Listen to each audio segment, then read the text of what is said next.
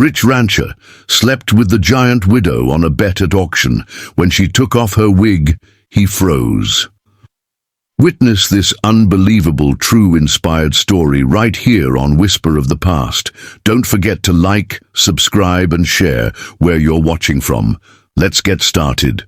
The air in Abilene, Texas carried the familiar dust of the cattle auctions, the kind that clung to boots, hats, and the very souls of those who called the land home. It was spring, the season when ranchers came together not just to sell and trade, but to boast, gamble, and prove who held the most power. The saloon across from the auction barn was filled to the brim that night, alive with the laughter of men who had just made fortunes and others who had lost everything in a blink. Whiskey poured like water, and pride was traded more recklessly than cattle. Among those gathered was Clayton Briggs, the man whose name echoed across counties as the richest rancher in that part of Texas. His land stretched as far as the eye. Could see his herds were legendary, and his arrogance was a badge he wore proudly. Clayton was in his late 40s, weathered by sun and labor but still striking in appearance. He had a commanding presence, broad-shouldered and towering above. Most men with a confident swagger that made others step aside when he entered a room. To the women, he was a dangerous mix of charm and recklessness, and to the men, he was a rival who could not be underestimated. Clayton thrived on wagers. He bet on everything, the speed of a horse, the weight of a steer, even the weather. To him, money was secondary. It was the thrill of proving his dominance that kept him entertained. And on that particular night, when the whiskey had loosened tongues and pride was on full display, a wager was placed that would change his life forever. At the far corner of the saloon stood a woman who drew the eyes of everyone, but never their kindness. Martha Kane, known in hushed whispers as the Giant Widow, had lived in the town's shadow for years. She was a tall, broad woman, easily standing over most men, her frame powerful and intimidating. Dressed in plain black, with a heavy shawl wrapped around her shoulders, she rarely spoke to anyone. Her story was one wrapped in tragedy. Her husband had died in what locals called a logging accident, though rumors swirled about the truth. Some whispered he had been crushed beneath a falling tree. Others said he had been burned alive. No matter the tale, Martha's name always carried with it an air of mystery and fear. The men at the bar mocked her in low voices. They laughed about her size, her loneliness, and her reclusive lifestyle. To them, she was less a woman and more a shadowy figure to be ridiculed from afar. But none dared say it to her face. It was one of Clayton's rivals, a sharp-eyed rancher named Wallace Dunn, who leaned back in his chair and raised his glass with a smirk. "Clayton," he called out over the noise, "you've had your pick of every woman in this town. You walk around here like no woman can resist you, but I've got $10,000 that says you wouldn't dare share a bed with Widow Kane." The saloon erupted in laughter, some in disbelief, others in delight at the thought of humiliating Clayton. He froze for only a second, his pride wounded at the challenge. $10,000 was a fortune even to a man like him, but it wasn't about the money. It was about the dare, the pride, the idea that anyone could call him a coward. He raised his whiskey glass slowly, his eyes narrowing. "You name the stakes, Wallace, and I'll meet them. Don't think I'd back down from a bet, especially not one this easy." Wallace grinned wickedly. "Then it's settled. $10,000. Sleep a night with the Widow Kane. If you do bid, I pay. If you fail, you pay." The room buzzed with anticipation. Some whispered that Clayton would never go through with it. Others insisted he would just to prove them wrong.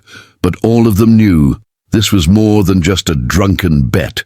It was pride against pride, and the outcome would be remembered in the town's history. Clayton, never one to show hesitation, finished his drink, slammed the glass on the counter, and rose to his feet. He adjusted his hat and turned toward Martha, who had not moved from her corner. The laughter died down as men watched with wide eyes. He approached her slowly, boots clicking on the wooden floor, and tipped his hat. "Evening, ma'am," he said with that signature charm of his. "Would you do me the honor of your company tonight?" The saloon fell silent. Martha turned her head, her eyes studying him with a calmness that unsettled him. For a long moment she said nothing, and Clayton felt a ripple of unease in his chest. But then she nodded once, with a solemn expression. "If you wish," she said simply, her voice deep and steady.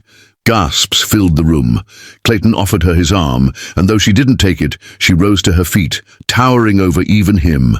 Without another word, she walked toward the door. And he followed, the crowd parting to let them through. Whispers swirled in their wake. Outside, the cool night air carried the scent of hay and smoke. The widow's farmhouse was several miles out, near the edge of the pine woods, where the land grew darker and quieter. Clayton mounted his horse, and Martha climbed onto hers with ease, her silhouette imposing against the moonlight. They rode side by side, the silence between them heavy. As they neared her home, Clayton couldn't help but glance at her from the corner of his eye.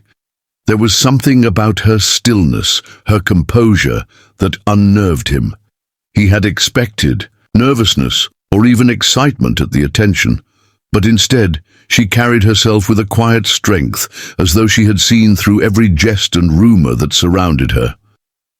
The farmhouse loomed at the edge of the clearing, weathered by time, but sturdy. A lantern flickered in the window, casting a soft glow on the porch. Martha dismounted, her steps heavy on the wooden boards as she opened the door.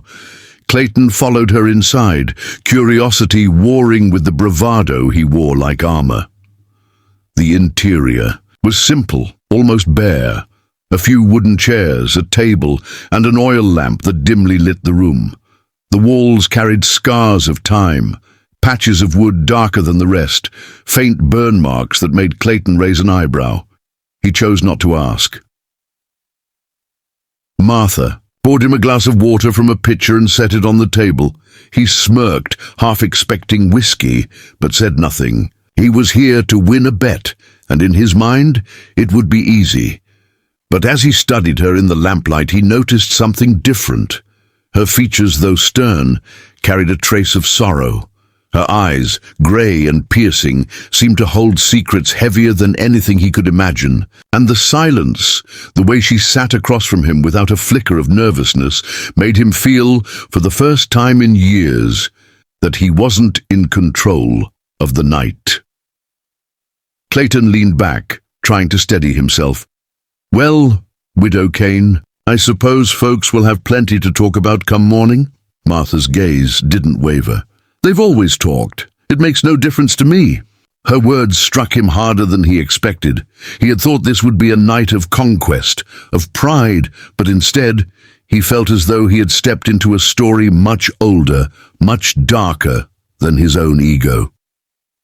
The clock on the mantel ticked softly, the minutes stretching into something heavier, until Clayton realized this wasn't just a game. He didn't know it yet. But what would happen in that farmhouse before dawn would be a lesson he could never forget. Because the giant widow carried a truth beneath her shawl and wig, a truth no man had ever been prepared to see. And when she revealed it, Clayton Briggs, the richest, proudest rancher in Texas, would freeze in a way that not even fear of death had ever made him freeze before. The night deepened as silence wrapped itself around Martha Kane's farmhouse, broken only by the groan of the windmill outside and the faint ticking of the clock on the mantel. Clayton Briggs sat stiffly in the wooden chair, his hat resting. On the table, a glass of untouched water beside it. He had entered this house with arrogance, certain of his victory, but something about the stillness of the room unsettled him. The walls, scarred with dark patches, whispered of fire long past, and the air carried a heaviness that made his skin prickle. Martha moved about the kitchen with unhurried steps, her shawl slipping from her shoulders, revealing the strength. In her arms, muscles earned from years of work, no one thought a woman should have endured alone. She carried herself with quiet authority. the kind Clayton rarely saw in anyone outside his own reflection. She placed a loaf of bread on the table, sliced it with practiced ease, and offered him a piece. He forced a smile, trying to recapture the confidence he had worn like armor back at the saloon. "Kind of you, ma'am," he said, his voice smoother than he felt inside. She sat opposite him, her grey eyes steady, unblinking, the lamplight reflecting a glint of something deeper than weariness. "You're not here for bread," she said softly, cutting through his facade as easily as she had sliced the loaf. Clayton chuckled a bit too loudly. "You're right about that. Folks back in town expect me to keep my word, and I don't break wages." The corner of her mouth lifted, not in amusement, but in something closer to pity. "You think this is about a bet. You think everything is about pride." Her words struck him in a way he didn't want to admit. Clayton was used to women swooning under his charm, not dissecting him with quiet truths. He leaned forward, narrowing his eyes. "And what do you think it's about, Widow Kane?" She didn't answer immediately. Instead, she reached for the lamp, adjusted the flame, and let the shadows stretch higher along the walls. "I think it's about what men fear most," she finally said. "The truth of what they cannot control." A silence followed, thicker than before. Clayton shifted in his chair, suddenly wishing for whiskey instead of water. He told himself he wasn't afraid, but something about her calmness chipped away at the certainty he always carried. When she rose from her seat, his eyes followed her movements. She walked toward the small bedroom at the back of the house, pausing at the doorway. Without looking back, she said, "If you mean to stay, then stay, but you will see more than you bargained for." He hesitated, torn between pride and unease. Pride won, as it always had. He stood, adjusted his vest, and followed her.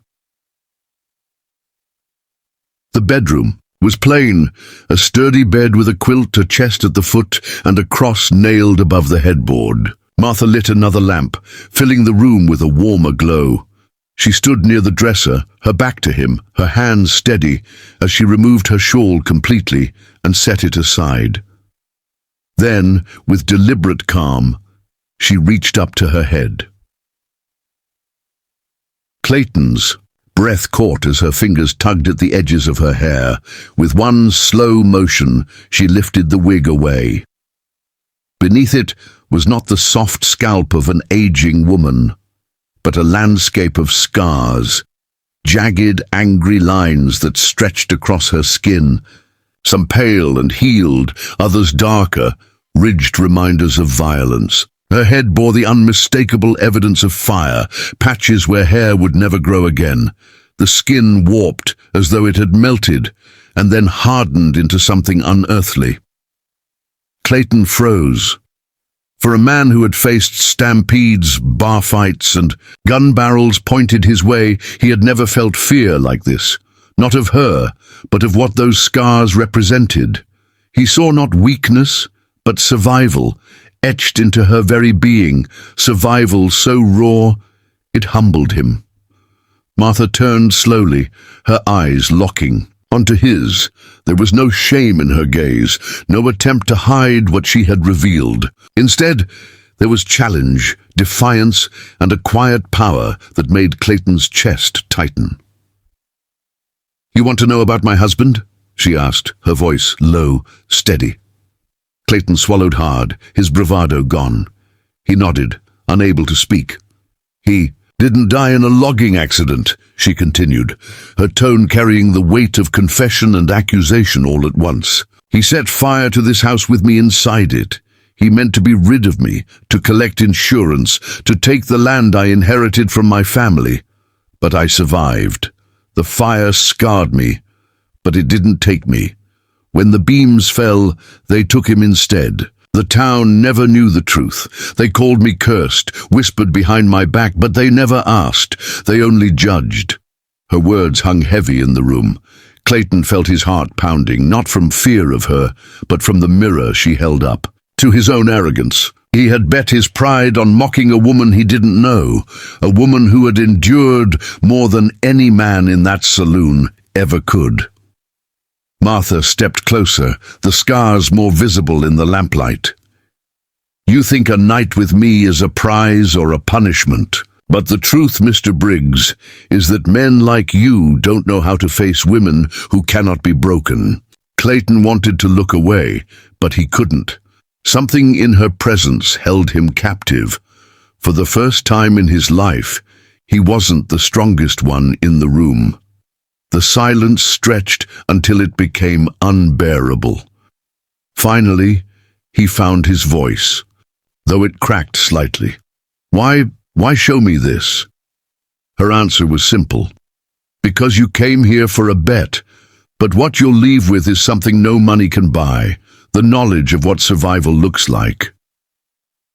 He sat on the edge of the bed, his hands trembling, his pride shattered. All the laughter and jeers from the saloon seemed distant now, childish in comparison to the truth of this moment. He had thought he would dominate this night, that he would prove himself yet again.